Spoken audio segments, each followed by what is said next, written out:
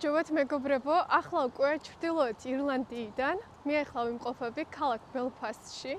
სწორედ ამ ქალაქში აშენდა ცნობილი გემი ტიტანიკი.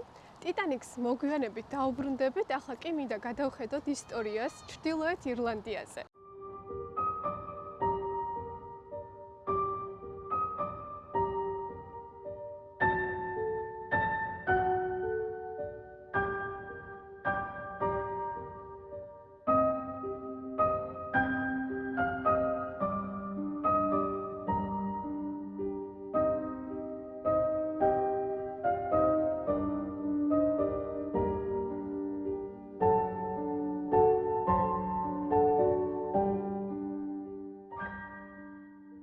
ჩრდილოეთ ირლანდია გაერთიანებული სამეფოს ნაწილია, რომელიც მდებარეობს ირლანდიის კუნძულზე.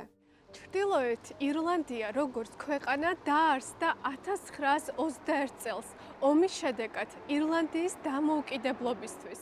რადგანაც ჩრდილოეთ ირლანდია თავდაპირველად ეკუთვნოდა ირლანდიას, ირლანდია იბრძოდა ბრიტანეთთან ქვეყნის დამოუკიდებლობისთვის.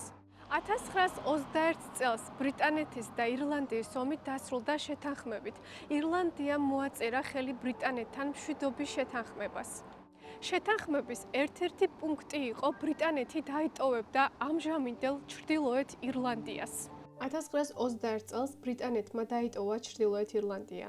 თუმცა ირლანდიელი ხალხი არ იყო კმაყოფილი ამ გადაწყვეტილებით და ისინი აპროტესტებდნენ, რომ ირლანდიელები არ სარგებლობდნენ იგივე უფლებებით, როგორც ბრიტანელები და ისინი არ ეგუებოდნენ ფაქტს, რომ ბრიტანელები უპირატესობით სარგებლობდნენ ჩრდილოეთ ირლანდიაში და დროდადრო მატულობდა დაძაბულობა ორ ერს შორის.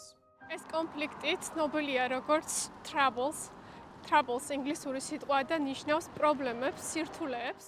როგორც ხედავთ, ეს არის ინგლისური და ირლანდიური ენა.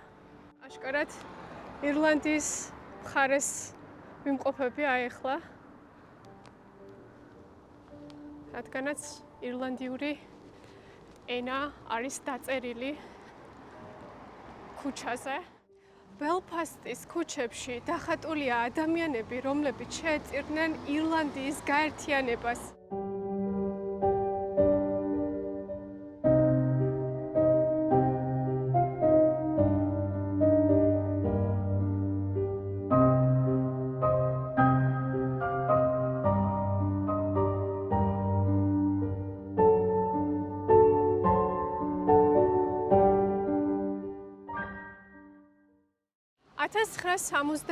წელს ბრიტანეთმა გააგზავნა სამხედრო ჩრდილოეთ ირლანდიაში პროტესტის ჩასახშობად. სწორედ ამ დროს ბრიტანეთის სამხედრომ ააშენა მშვიდობის კედელი, რათა თავიდან აეცილებინათ კონფლიქტი ბრიტანელებსა და ირლანდიელებს შორის.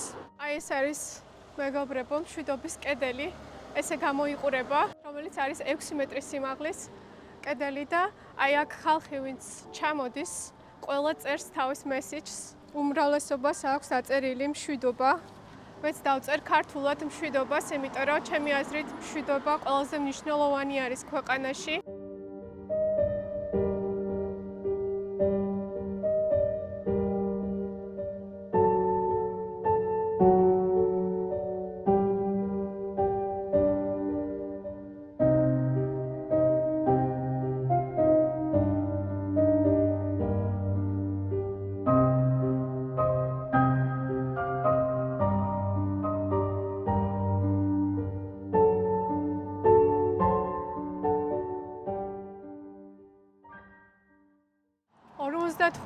წლის წინ მოხდა ეს დაპირისპირება და რატომღაც მეგონა რომ უფრო ესე საშინლად გამოიყურებოდა ბელფასტი, მაგრამ შევსდი, რადგანაც ყველაფერი ნორმალურად არის.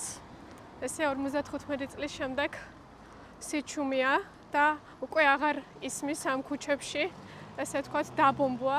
ბელფასტში ძალიან მომეწონა ყვავილები, ყველგან, ყველა კუთხეში არის ყვავილები, ძალიან ლამაზი არის, ძალიან მომწონს სხვათა შორის.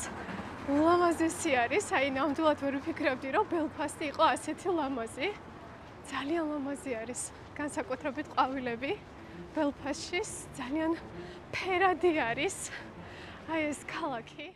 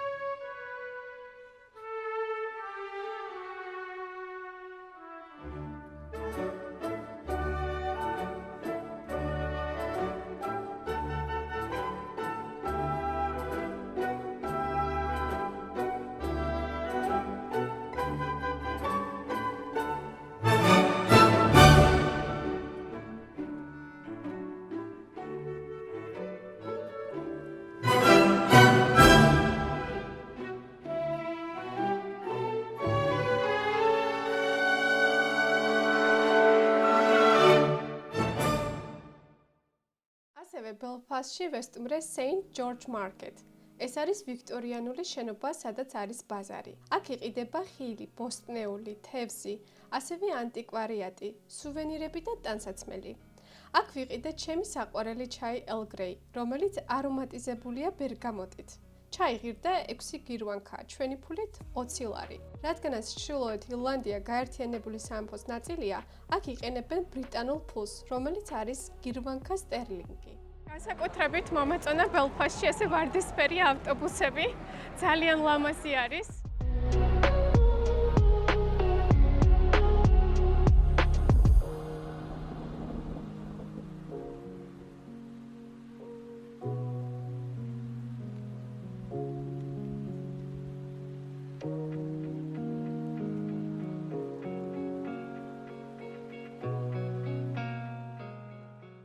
მომწონს შემოდგომის პეიზაჟი ბელფასტის ბოტანიკურ ბაღში. აქ დავესწარი შემოდგომის ბაზრობას, რამაც არაჩვეულებრივი საშემოდგომო განწყობა შემიქმნა. ჩემი საყვარელი სეზონია შემოდგომა, რადგანაც შემოდგომის ყოველ წამს არის რაღაც ლამაზი და განსაკუთრებული. ჩემი აზრით, ყველამ უნდა გამონახოს რამდენიმე წუთი, რომ უყუროთ შემოდგომის ფოთოლცვენას. ფოთოლცვენის სეზონი ყველა ქვეყანაში თავისებურად ლამაზია.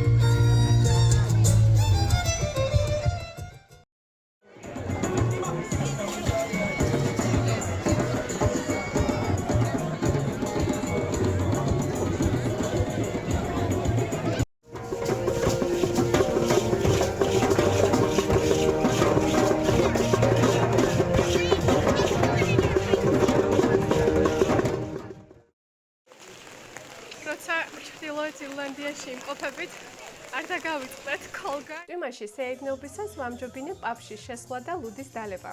კარგი აზრი იყო, რადგანაც ასევე მოვისმინე მუსიკა ცოცხალი შესრულებით.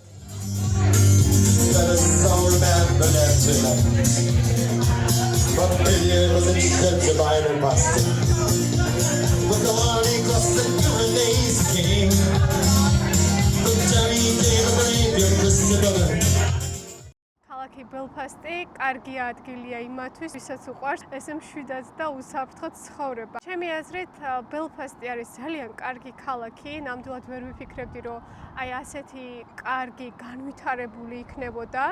განვითარებაში გულისხმობ ტრანსპორტირებას, ყველაფერი მოწესრიგებული არის, ქუჩები ძალიან სუფთა არის. ესე ვთქვათ, შერეული არქიტექტურა, ძველი და ახალი. აი როგორც ხედავთ, და უზარმაზარი შენობები არის აი აქ ქალაქ ბელფასტში.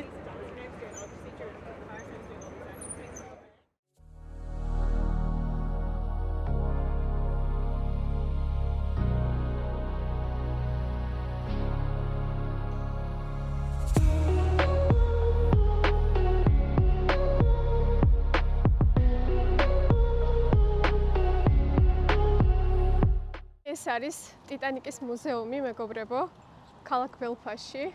მოდი ვესტუმროთ ტიტანიკის მუზეუმს და ზუსტად გავიგოთ თუ რა მოხდა 1912 წლის 14 აპრილს. მე-20 საუკუნეში ტიტანიკი იყო უდიდესი სამგზავრო გემი, რომელიც აშენდა ჰარლანდ და ვოლფის გემთსაშენში, ჩრდილოეთ ირლანდიაში, ქალაქ ბელფასტში. ტიტანიკი 1912 წლის 10 აპრილს საუთჰემპტონის პორტიდან გავიდა. გზაზე ქუინსთაუნში შეიარა და მგზავრები აიყვანა. გასვლიდან 4 დღის შემდეგ, 1912 წლის 14 აპრილს, 22 საათსა და 40 წუთზე ტიტანიკი აისბერგს შეეჯახა. 1912 წლის 15 აპრილს შეჯახებიდან 2 საათსა და 40 წუთში გემი ჩაიძირა. გემზე იყო 2225 მგზავრი, მათ შორის იყვნენ ბავშვებიც. გემის მგზავრები იყვნენ დაყოფილი 3 ცალკეულ კლასად, რომელიც განსაზღვრული იყო ბილეთის ფასის მიხედვით.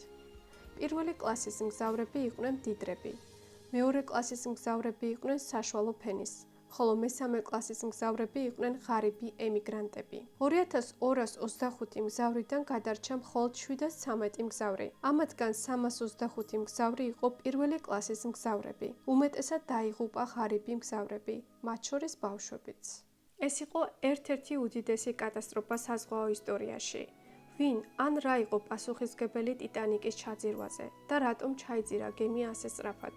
მეტალურგიის სპეციალისტი ჯენიფერ ჰუპერ მაქართიმ საარქივო ჩანაწერების დაყრდნობით ხელახლა გამოიკვლია, რომ მოქლონი, რომელიც იხმარება ლითონის ორი ნაწილის დასაკავშირებლად, სწორედ ეს მოქლონი იყო დაბალი ხარისხის. გარდა ამისა, გემის აღამოს სწრაფი სიჩქარით მიცურავდა. შესაბამისად, ვერ აიცილა აისბერგზე შეტაკება. სამწუხაროდ, გემზე არ აღმოჩნდა საკმარისი რაოდენობის მაშველი ნავი და ამავდროულად ჩრდილოეთ ატლანტის ოკეანეში წყლის ტემპერატურა იყო -2 გრადუსი. ფაქტიურად შეუძლებელი იყო გადარჩენა ასეთ ცივ წყალში. 2225 მგზავრიდან გადარჩენილი 713 მგზავრის დასახმარებლად გემი ქარფათია მოვიდა. გადარჩენილებში იყო ასევე ძაღლი. ტიტანიკი ოკეანის ზედაპირიდან თითქმის 4 კილომეტრის დაშორებით ჩაიძირა. იმ დროისთვის, რადგანაც ტექნოლოგია არ იყო განვითარებული, ასეთ სიღრმეში არავის შეეძლო ოკეანეში ჩაყვინთვა. მხოლოდ 73 წლის შემდეგ იპოვეს ჩაძირული ტიტანიკი. ტიტანიკის ჩაძირვის შემდეგ მიღებული იქნა რამოდენიმე კანონი, რათა თავიდან ავიცილოთ კიდევ ერთი საზღვაო კატასტროფა. დაარსდა საერთაშორისო ყინულის პატრულის ორგანიზაცია, რომელიც მიზნად ისახავს აისბერგების არსებობის მონიტორინგს ატლანტისა და არქტიკულ ოკეანეებში და აცნობებს მათ მოძრაობას უსაფრთხოების მიზნით. ასევე გაუმჯობესდა მუდმივი კონტაქტი სანაპირო რადიო სადგურებზე.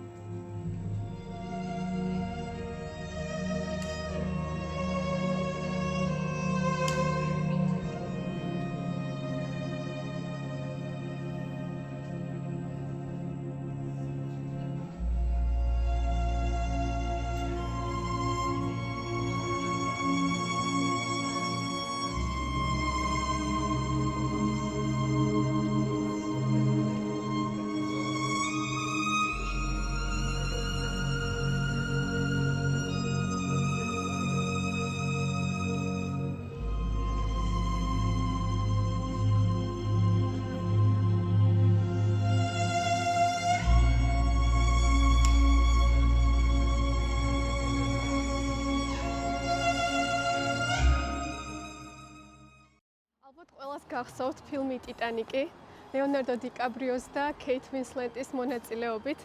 მე მახსოვს ბავშვობაში რამდენჯერაც ვუყურებდი ტიტანიკს, იმდენჯერ ვტიროდი. თქვენ როგორი ემოციები გქონდათ ფილმის ყურებისას? დამიწერეთ აუცილებლად კომენტარებში. პირველად ხარ ჩემს არხზე, შეგახსენებთ, რომ არხი შემეცნებითია და ძირითადად მოგზაურობაზეა, სადაც გაეცნობით და ნახავთ საინტერესო ადგილებს. იმედი მაქვს ისიამოვნეთ დღევანდელი ვლოგით. დამიწერეთ თქვენი კომენტარები, თქვენი შთაბეჭდილებები ქალაქ ბელფასტზე. მე კი დროებით დაგემშვიდობებით, აბა კარგად.